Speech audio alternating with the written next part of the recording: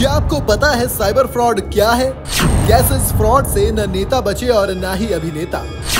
कैसे आम आदमी हो जाते हैं साइबर फ्रॉड के शिकार? कैसे एक कॉल पर फंस जाते हैं लोग? साइबर फ्रॉड से कैसे बच सकते हैं आप? क्या आपके पास कभी कोई ऐसा कॉल आया है जिसमें आपसे कहा गया हो कि आपका क्रेडिट कार्ड एक्सपायर होने वाला है, एक ओटीपी आएगा, आप हमें बता दीजिए? क्या कभी आपके पास ऐसा कॉल आया है जिसमें आपसे कहा गया हो कि आपकी लॉटरी लग गई है, आपके अकाउंट में 50 लाख रुपए आने हैं, बस आप एक ओटीपी बता दीजिए? ये ओटीपी का सारा खेल होता है साइबर फ्रॉड के जरिए। क्या आपको पता है कि क्या है साइबर फ्रॉड? कैसे इस फ्रॉड से न नेता बचे न बचे अभिनेता? कैसे आम आदमी हो जाते हैं साइबर फ्रॉड के शिकार? कैसे कॉल पर फंस जाते हैं लोग? साइबर फ्रॉड से कैसे बच सकते हैं आप? आज ये सवाल हम आपसे इसलिए पूछ रहे हैं क्योंकि साइबर अपराध से आपको सावधान और सतर्क रहने की बहुत ज्यादा जरूरत है, क्योंकि साइबर फ्रॉड के मामले देश में लगातार बहुत तेजी से बढ़ रहे हैं। अब ये स्कैमर्स नेता से लेकर अभिनेता के घर तक पहुंच गए हैं, पर कैसे और क्यों, ये आज हम आपको बताने वाले हैं। नमस्कार, मैं हूं असद और आप देख रहे हैं न्यूज बॉक्स। दरअसल 10 अक्टूबर को साइबर अपराध की एक घटना सामने आई जिसमें डीएम के नेता दयानिधि मारन और हिंदी सिनेमा के अभिनेता आफताब शिवदेशानी को साइबर क्रिमिनल ने अपना शिकार बना लिया। लेकिन सवाल ये कि आखिर कैसे एक इतना बड़ा सांसद साइबर फ्रॉड का शिकार बन जाता है? दरअसल नेता के साथ साइबर फ्रॉड की शुरुआत एक फोन कॉल से शुरू हुई, जिसमें उनकी पत्नी प्रिया मारन के पास अनजान नंबर से 3 बार कॉल आई और उनसे ओटीपी की मांग की गई। लेकिन प्रिया ने किसी को भी ओटीपी या बैंक से जुड़ी कोई भी डिटेल नहीं दी। जानकारी के मुताबिक दयानिधि का एक्सिस बैंक में सेविंग अकाउंट है जो उनकी पत्नी के साथ जॉइंट है। डीएम के सांसद ने बताया कि फोन कॉल के बाद कुछ देर बाद उनके पास मैसेज आया कि उनके सेविंग अकाउंट से 99,999 रुपए डेबिट हो चुके हैं। अब सवाल आता है कि जब ना ओटीपी बताया, ना कोई बैंक डिटेल दी, तो फिर ये पैसा गया कहां? और सांसद और उनकी पत्नी भी हैरान हो गए। इसके बाद सांसद दयानिधि मारन ने पुलिस में शिकायत दर्ज कराई और बताया कि उनके अकाउंट से 99,999 रुपए का फ्रॉड हो गया है। अब सवाल ये कि सिर्फ एक फोन कॉल और 1 रुपया कम 1 लाख रुपए का चूना, आखिर कैसे? इस मामले की जांच साइबर पुलिस कर रही है। अब दूसरा मामला आपको बताता हूं। अभिनेता आफताब शिवदेशानी के साथ हुआ है। दरअसल अभिनेता आफताब के पास अनजान नंबर से एक मैसेज आया। मैसेज में उन्हें केवाईसी अपडेट कराने को कहा और ऐसा ना करने पर अकाउंट सस्पेंड करने की बात कही गई। केवाईसी अपडेट करने के इरादे से अभिनेता ने ऑनलाइन लिंक पर क्लिक कर दिया और फिर उसमें कुछ इंस्ट्रक्शन आए, जिसमें वो जैसे ही आगे बढ़े तो उनके पास एक बैंक अकाउंट से 1.5 लाख रुपए डेबिट होने का मैसेज आता है।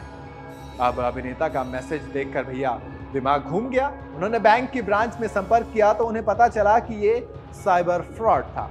फिर उन्होंने भी पुलिस में मामले की जानकारी दी और कंप्लेंट दर्ज कराई। ये 2 घटना ऐसी थी जिसे सुनकर सभी हैरान रह गए। लेकिन सवाल ये है कि आखिर ये सब हुआ कैसे? जानकारी के मुताबिक साइबर फ्रॉड के लिए स्कैमर्स अलग अलग तरीकों की ट्रिक्स का इस्तेमाल करते हैं। इसके लिए वो आम लोगों को अलग अलग तरीके से ठगने की कोशिश कर सकते हैं। पर साइबर अपराध के झांसे में लोग कैसे फंस जाते हैं?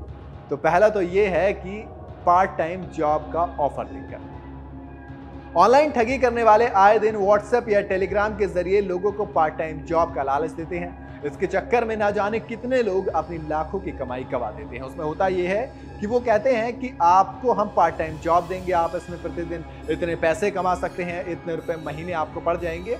आपको बस करना यह है कि छोटा सा एक अकाउंट हमारे यहाँ खुलवाना है, या फिर जो आपका पुराना अकाउंट है उसकी डिटेल आप दे दीजिए, हम आपका लिंक कर देंगे अकाउंट। उसके बाद जो होता है वो आप समझ सकते हैं क्या होता है। इतना ही नहीं, यूपीआई रिफंड के जरिए भी लोग साइबर क्राइम का शिकार हो जाते हैं। आजकल यूपीआई हमारी जिंदगी का एक जरूरी हिस्सा बन चुका है। छोटी मोटी पेमेंट से लेकर बड़े बड़े अमाउंट तक अब हम सिर्फ यूपीआई का इस्तेमाल करते हैं। पर स्कैमर्स इसके लिए आपसे एक लिंक पर क्लिक करने को कहता है और लिंक पर क्लिक करते ही स्कैमर्स आपके अकाउंट तक पहुंच जाते हैं और लाखों रुपए उड़ाकर भोले भाले लोगों को ऑनलाइन ठगी का शिकार बना लेते हैं। इसके 2 तरीके होते हैं। एक तो ये कि आप लिंक पे क्लिक करते हैं, दूसरा वो आपसे कहते हैं कि आपके पास पेमेंट आएगी, आपको बस स्कैन करना है। लेकिन आप ये समझ नहीं पाते हैं कि वो जब आप पिन डाल रहे हैं वो पेमेंट एक्सेप्ट करने के लिए नहीं, बल्कि वो पेमेंट करने के लिए होता है। इसलिए आपको एक चीज बता देता हूं, कभी भी याद रखना कि पेमेंट एक्सेप्ट करने के लिए किसी को भी यूपीआई का पिन नहीं डालना होता है। अगर आप पेमेंट कर रहे हैं तभी आप सिर्फ यूपीआई का पिन डालेंगे। तीसरी बात यह है कि ओटीपी शेयर करना भी आपको भारी पड़ सकता है। दरअसल फ्रॉड करने वाले ठग यूजर्स के पास फर्जी मैसेज सेंड करते हैं जिसमें लोन या क्रेडिट कार्ड पर कोई ऑफर देते हैं। इन मैसेज में यूजर्स को बैंक डिटेल्स और ओटीपी या पिन मांगते हैं। अगर आप एक बार बैंक डिटेल शेयर कर गए तो भैया आपका काम हो गया, क्योंकि यूजर्स के कई सारे ट्रांजैक्शंस होते हैं और बैंक अकाउंट खाली हो जाता है। चलिए अब आपको बताते हैं कि साइबर अपराध से आप खुद को कैसे बचा सकते हैं। साइबर क्रिमिनल्स रुपए ठगने के लिए अलग अलग तरीकों का इस्तेमाल करते हैं और कई बार आम आदमी नहीं बल्कि समझदार लोग भी उनके छलावे में फंस जाते हैं। तो इसलिए आपको छोटी सी डिटेल्स बताता हूं, उन्हें ध्यान से सुनिएगा। सबसे पहले तो आपको बैंक डिटेल्स या ओटीपी शेयर नहीं करनी है। किसी भी अनजान नंबर से आने वाले कॉल या मैसेज पर अपनी बैंक डिटेल्स, लॉगिन और पासवर्ड कुछ भी किसी और के साथ शेयर ना करें और ना ही किसी अनजान व्यक्ति के साथ अपना ओटीपी शेयर करें। हाई रिटर्न के लालच में भी नहीं आना चाहिए।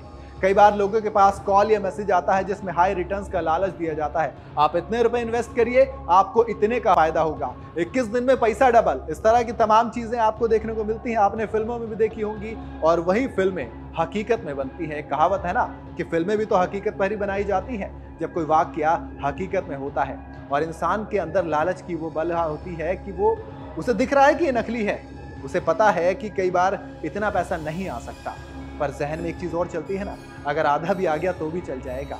अगर कोई मुझे 1000 रुपए के 10,000 ना सही 2000 तो देगा ही देगा, उसमें भी पड़ जाता है। ऐसे में किसी भी ऐसे मैसेज या कॉल के चक्कर में ना आए, ये आपका बैंक खाता खाली कर सकता है। इसलिए ऐसे कॉल या मैसेज से खुद को सावधान रखें।